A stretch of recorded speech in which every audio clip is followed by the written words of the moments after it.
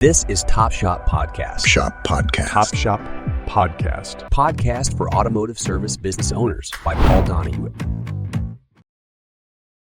Hey, Top Shop Podcast listeners. I was at the Ask the Trade Show in Raleigh-Durham, met Braxton Critcher there, and he agreed to be on Top Shop, a guest on Top Shop Podcast, because he's with the Automotive Repair News. So, Braxton, can you give me a little background and history? How did you get into this niche, etc.? How much time you got? How did you end up in the auto repair aftermarket industry? I'm dying to hear that one. You heard the name Lucas Underwood? Oh, yes. Okay, so that's the short answer. Okay. The long answer is I got into my career was broadcasting and radio stations, and so I graduated from college in 2018 and worked for a number of radio stations for several years, and all the while I got connected to Lucas. My first job out of college was at a radio station in the Boone, North Carolina area. Okay. And that's where he's at. He's up there in the Boone area. And he was one of the advertisers, one of the sponsors on that radio station. And I was doing an afternoon show for a top 40 station. And I was doing a sports show. And I was doing some sales work. I was terrible at sales. Terrible. Oh, yeah.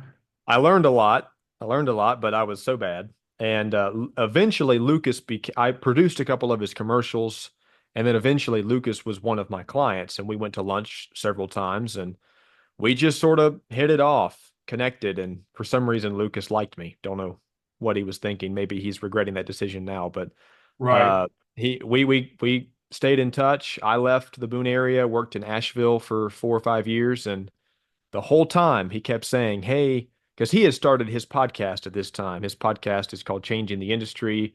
When he first started it, it was called the ASOG podcast, and it's grown so much, he needed help. And he was like, hey, can you just help me? Can you come work for me? And I said, well, I mean, that sounds nice, but how much does that pay? And do you got benefits and all this stuff? And my wife and I had for years wanted to start a video production company. And so we had done that on the side. We shoot wedding films and small promo videos for businesses. And so we were doing some of that for Lucas. I did some video production for his repair shop for a few years, just on the side, very sporadically. But eventually he broke through, and he was like, just come work for me. And so I'm not technically working for Lucas, Right. but he's a client of mine. He convinced me to finally start our business and me run it full time. And so he's like one of our main clients. So I go up to his shop and shoot videos and help him produce his podcast, and started the one that I'm doing. And that's kind of the long end, but the short end is Lucas Underwood. Lucas Underwood. When Lucas wants to do something, it's gonna happen. Whether you jump right in with him, or he twists your arm like he had to for me for 4 years. But Right. Okay. that's kind of how Lucas and I got connected, and how the podcast that I'm doing started. Okay. Well, there's several podcasts out there. I wanted to do a podcast because I wanted to interview two types of people. My wife was like, "You're going to do a podcast. How are you going to? What's your criteria going to be for your guests?" And I'm like, "I don't know." So and then I heard the number 4%. 80% of shop owners normally don't make it past the first 5 years, and that 20%, 80% of those don't make it past the next 5 years. I'm like, great, that's a great criteria. As long as they've been in business over 10 years, I want them a guest on my podcast. And then I found out. What are you doing with me on your show, Paul? Well, because the other type is people who are in industry. We've had people in Jiffy Lube and all Napa, all these different companies, executives that are in the automotive aftermarket industry. So I want these kind of professionals that service the auto repair shop owner in some way, either one way or another, either whether it's directly or indirectly through distributors and suppliers. So that's why I wanted to have you on board. was to find out, like, okay, so your podcast, what's the name of your podcast? And what kind of guests do you want to have on your podcast? I want to get these guys. I found out after we made this decision on who the kind of criteria we would have for our guests, then I found out there's a lot of people retiring, like massive amounts of them, like the auto repair shop owners. It's an aging industry. Mhm. So, and you got guys that have been in this business 20, 30, 40 years and they just close doors or they sell. And I want to get their experience and expertise recorded for posterity. So if you know any shop owners that have been in business over 10 years, please send them my way. I'd really appreciate it. And then, so who are you looking for primarily to be guests on your podcast? If they live and breathe and can talk about automotive repair, that's I'll consider them. Okay. So you'll be considered, Paul. Okay. I so I have two podcasts. One of them is called Okay. Automotive Repair News Today, Right. and that That's podcast, the one I'm aware of. yeah. So that one is for anybody that's an industry leader or has news to share. So I've had people from SEMA on, Oh, wow. uh, Okay. MEMA, let's see, the automotive uh, ACA, um, Napa Auto Parts. I mean, if you're an industry leader and have some sort of say in what happens in the industry, then I'm going to have you on. So, Okay. and that's more of the podcast comes out every Wednesday, and it's NPR news style, shares probably the top 10 to 12 news stories that are happening in the industry every Wednesday. Okay. And then I'll release the full-length interviews that I chat with industry leaders. The other podcast it's called Good News in Auto Repair, and that one just covers all the stories that don't get talked about of good things happening in the industry. Usually it's an auto shop owner that does something for his community. That just recently I had three shop owners from Michigan on, and they talked about how they're helping people that were affected by Hurricane Helene, and they've Okay. used their repair shops as storage facilities to take in donations. And then they are physically loading trucks, taking them to North Carolina and dropping off supplies. Wow. And That's I awesome. also had a guest on who was an Army veteran, and he had tinkered with cars his whole life. When he retired, was looking for something to do, and he was like, "Well, why don't I just work on cars for fun and help people and not charge?" And so he helps other veterans who suffer from PTSD, even homeless people who have vehicles, and when they have repairs, if they're not able to afford them, they reach out to him, and he will drive within 6 counties of where he lives in Florida and goes to help people for free. And so I love highlighting good stories that happen anywhere, especially in the automotive industry. And kind of the goal but behind both podcasts, but especially Good News, is to Hmm. help change the narrative of what happens in the automotive industry. It's for a long time it's not been a good narrative. People have a negative thought Yep. when they think of repair shops. And Yep. so we're trying to, one episode at a time, change that. Yeah, and we are effectively making changes to websites for that because the automotive industry is marked with distrust. So Yep. Yeah, there's it been a, is. yeah, so there's a lot of psychological research into how when a web page loads, can you climb down into the mind of the consumer and gain trust. So I'll give everybody a quick tip right now. I can't believe the amount of shop owners that I go to and I look up their name of their shop on Google and the name of their city, and they've got all these great reviews on Google and Carfax and all this others. Then I go look at their website, no mention of it whatsoever.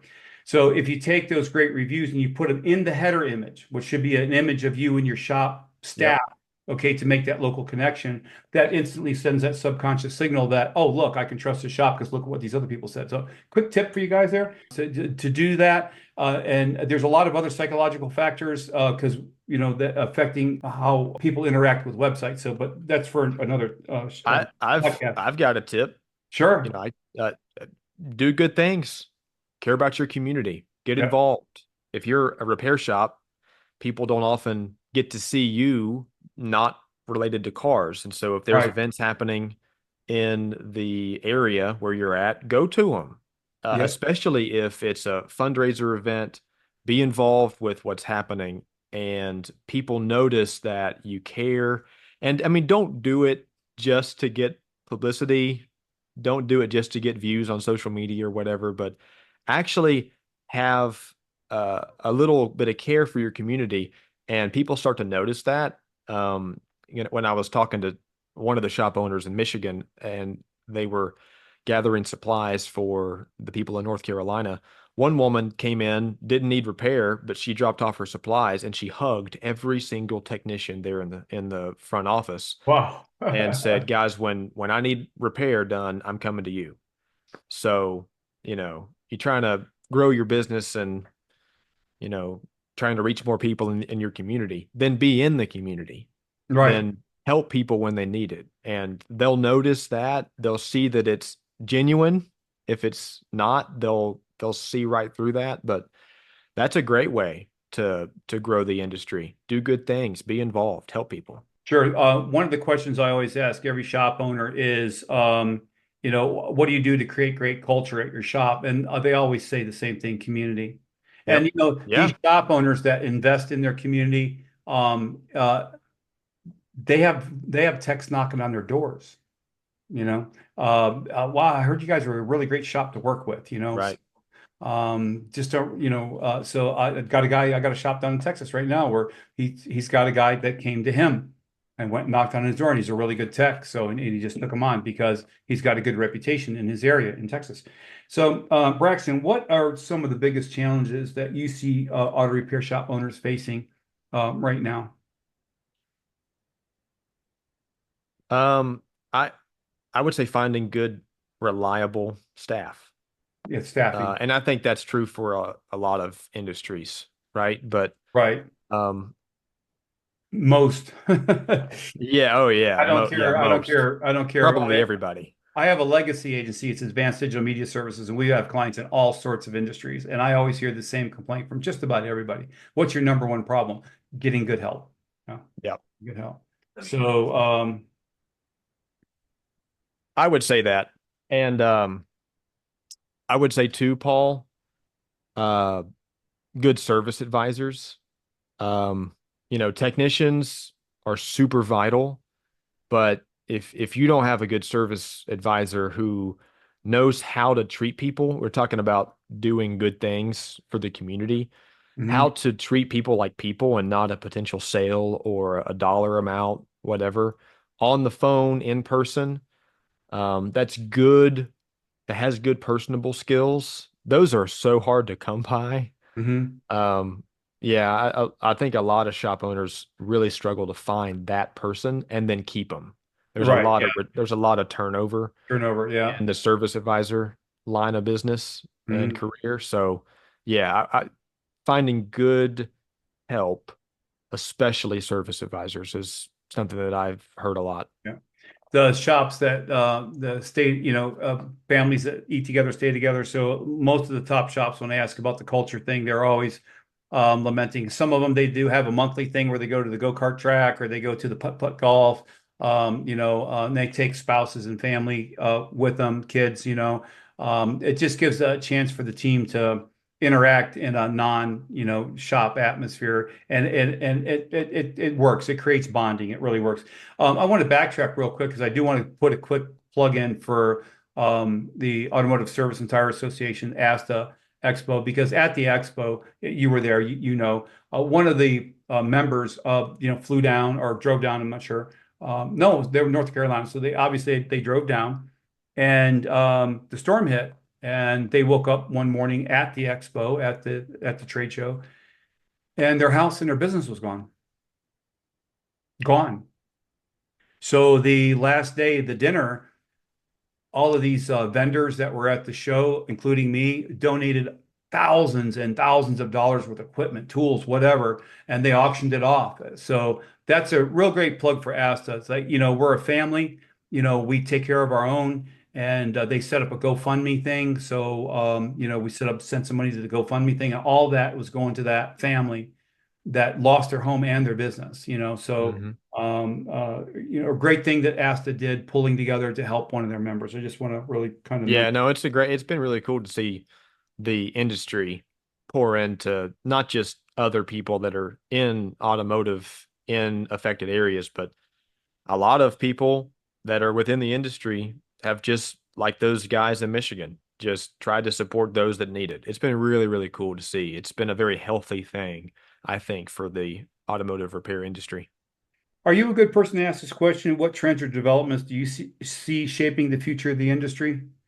Have you Uh, talked with enough, Say that again. what trends or developments do you see that are really shaping and changing the industry? Yeah, I may not be the best person to talk about that one with. I could think about that for a second. Trends or develop. Oh, well, I mean, advanced driver assistance systems. ADAS, yeah. Yep. Um, Definitely the Repair Act. That is something that I've spent a good bit of time Hmm. talking about, covering those stories, Right, and it's going to get passed based on the people that I've spoken with. But let's say it didn't, then consumers would not have the choice of where to take their car to get fixed, other than simple oil changes, things like that. I mean, hmm. with all the technology that is being put into cars today, the dealerships and manufacturers have the ability, as it stands, going forward, to basically lock that car down to a repair shop for a scan Yep. tool, whatever.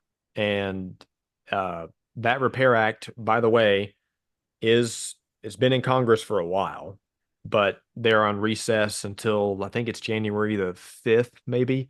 They get back after the election. And so that's a big deal. That's going to shape the industry. It should be passed. It's been a fairly bipartisan bill, but they're going to have to kind of hit the reset button because a lot of the folks that were on the side of, yes, let's vote for this may not get reelected. Right. So they'll have to kind of reset with that. I mean, those are two big things that are changing, shaping the industry. And I mean, if repair shops don't update technology to help with ADAS systems to calibrate things properly, I mean, 10, 15 years from now, they won't be able to operate. They'll just have to close. Right. And a lot of the guys that you're talking about, the aging shop owners, the Hmm. majority of shop owners are an older demographic. They're just gonna not, they're gonna age out. They're not gonna be here in 15 years Right. anyway. But if they were trying to hang around, not updating things, that's going to shape the industry and very vastly change it if they don't try and keep up with technology and upgrades for equipment. As podcasters, what do you think that you and I can do to help the auto repair shop owner in their local market find, hire, and retain techs? Because some of the best strategies I've heard is the slow strategy. It's getting involved in the local high school. If Yeah. they have if they have a shop, the city even has one, getting to know that and the colleges, the local colleges and the trades, and then offering assistance like tools and kits and stuff like that, where they can come to work and they can learn the trade and then pay off the tools as they go. Is there anything that you've been hearing from the people that you've been talking to? Because you've talked to a lot of really important people in this circle also. Do you have any advice to give to the local repair shop owner as far as have you heard anything different than I have as far as finding, hiring, and retaining techs? I mean, you kind of alluded to it. I would say high school, community colleges with trades. That's good. Um, but when you treat your staff right, you not just, I mean, pay all like money always talks. If Sure. you have the ability to raise your rates some, definitely do that. Pay your techs well, pay your service advisors, anybody at the front counter. Um, that's important. But if you just treat people well, care, ask them how they're doing, care about their family. If you're a shop owner and looking to retain and hire the right people, they come to you, like you said. if you do things right, you have a good reputation as a shop owner.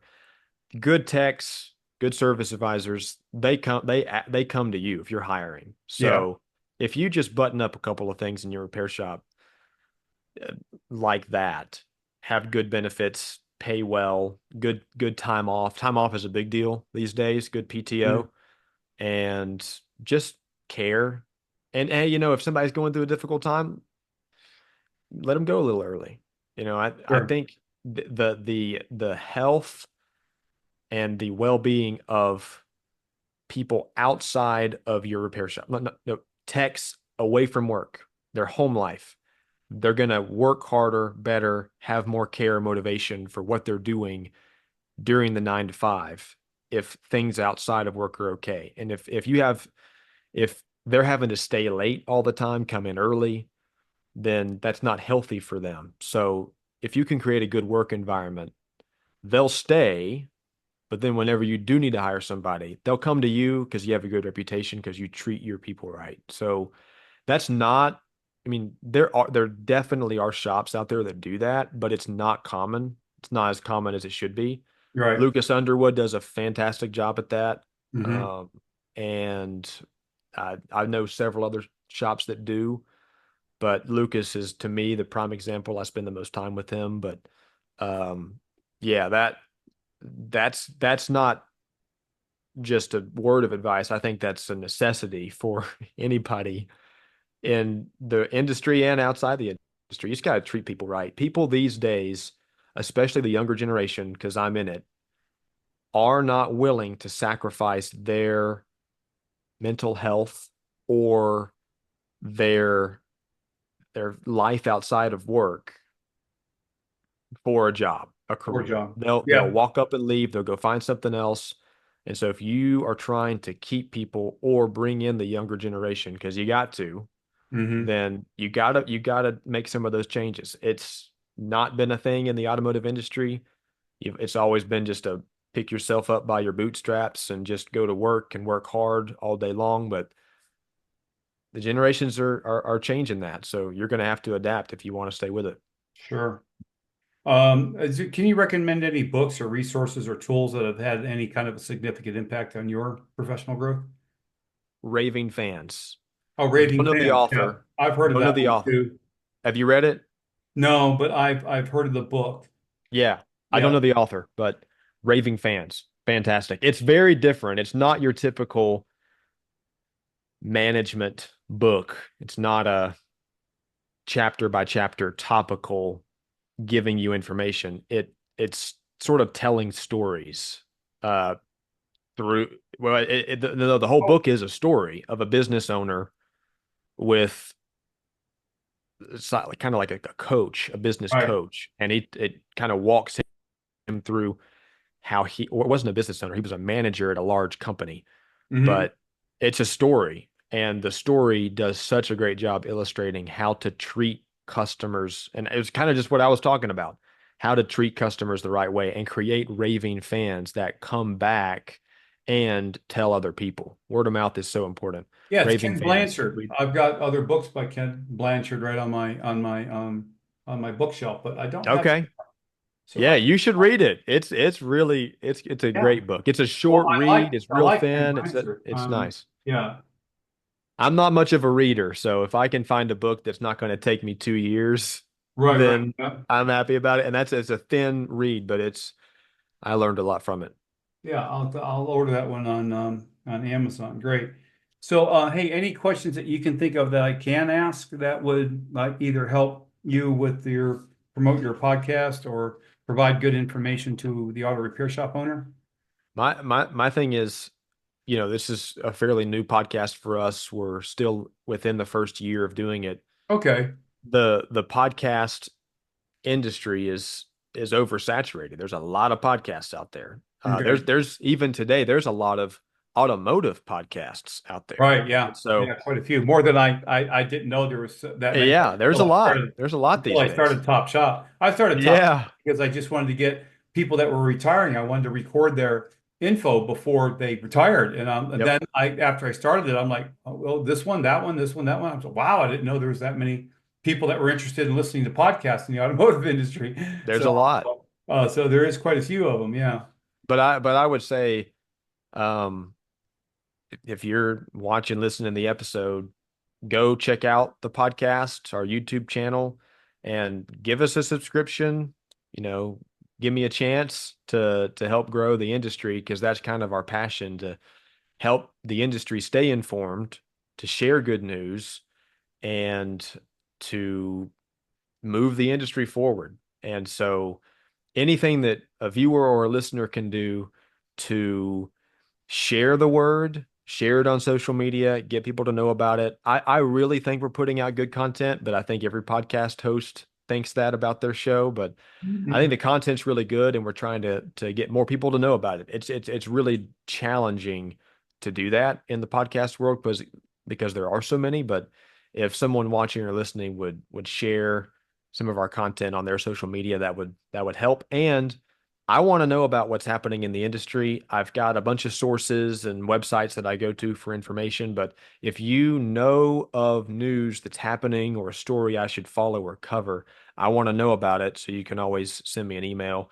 hit me up on social media, let me know about that stuff. That'd Sure. be helpful for me. Give me a couple of the resources that you go to. Maybe I got a new one that I don't know about, or the auto repair shop owner may not know about. So, what are a couple of the resources? Yeah, I go to the Auto Care Association for press releases, SEMA, The Apex. ACA, They SEMA, yep, Apex, yeah. MEMA aftermarket suppliers. Which one? MEMA aftermarket suppliers. MEMA, MEMA. Yes. Oh, okay. I've Um, never heard of. I do. I go to I'm Ratchet and going to Wrench. SEMA, Ratchet I go Wrench. to Ratchet and Wrench with Endeavor Business Media. Um, aftermarket, Aftermarket Matters. I subscribe to After them. Market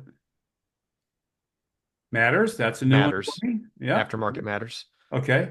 Motor, Motor Information. Motor.com, I think, is the website. I go there for some resources. Okay. That's and then anything else that people will send me. But I think those are the main sources that I use to gather information.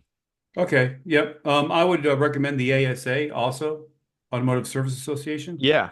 Yep. That's a really good one. I find the news and information on there all the time. So, Do you have to be a subscriber on that one? I think you have to be a member A to, member. or Yeah. I don't know. I think you can just go to the ASA's website. That's ASAshop.com. And then, yeah, there's information right on the home page. So there's Rick White. He's doing a webinar Wednesday the 9th. Oh, today he's doing one today on there. So and then there's a join now, and then there's a login for members. Yeah, Gotcha. member login. But the website's free to anybody just to go and check out. And there's a news link right on there. So if you just click on the news link, especially what's going on with government. So because they have a really good, they have a person on Capitol Hill. It's the only organization that I know that actually pays to have a person on Capitol Hill. Yeah. Okay. For the That was automotive. ASA. That was ASA. I think I've been there before, but Yeah, yeah. ASA, it's asashop.org. So it's a little okay, bit different. that's good. So cool. Let me ask you this one, Braxton. Do you have an idea or where you think the industry is going in the next 10 years? I think you already hinted at it's going to be all technology. Yeah. Yeah. It's pretty wild how much the industry has changed in 5 years. So I think Yes. in 10, 15, I mean, the average car on the road is 12.8 years ish, almost 13. And so if you think about 10 years from now, the cars that are, fairly new, year or That are two going to old, will be, be old. yeah. And so, and all these Today's cars, of cars course, 10 have years from now. TVs on the dash Yep. and all sorts of stuff. So I can't imagine what it'll be like ADAS, then. lane change But assist. I mean, just massive computer yeah, stuff. we might be flying in the future, Paul. Who knows? I don't know. They're working on it. Flying cars. They took a drone and they just blew it up. Okay. How much force Yeah, in 10 for a years, I may not have 200-pound driven a guy? car in Yeah. 5. So So it's Jetsons, you start up your flying car and then yeah. the computer takes control, automatically puts you into the traffic, just like the Jetsons, Yep. a little kid. Yep. Hey, I mean, Back to the Future. All computer controlled, it lets you off on your exit and then you Yeah. can. So I don't know. We'll see. Yeah, we'll see. Anyway, listen, it was great talking with you, and I do appreciate your time very much. So you'll be at are you going to go to Vision? Will you be at Vision trade show? I'll be at Vision. I'm going to be at SEMA and Apex in Oh, November. oh, Uh, okay. I'll be at SEMA in the section where they put us for services section. I think it's North Hall. Yeah. So okay. I'll be in I'm not in that exactly one. sure where I'm going to be, but I'm going to be Oh, there. there. And then Okay. I'll be at Vision too in March. Okay, cool. All right. Well, if you go through the services section, look me up. I got a corner little 10 by 10. Yeah, yeah, I'll do that. I'll say That'd be what's cool. up. All right, Braxton. All right, thanks a lot. Hey, All right. thanks, Paul. For additional automotive resources and exclusive content, follow us on Spotify and subscribe to our YouTube channel to catch all our episodes. Thanks again for joining us in the driver's seat, and we'll see you next time for another thrilling episode of Top Shop.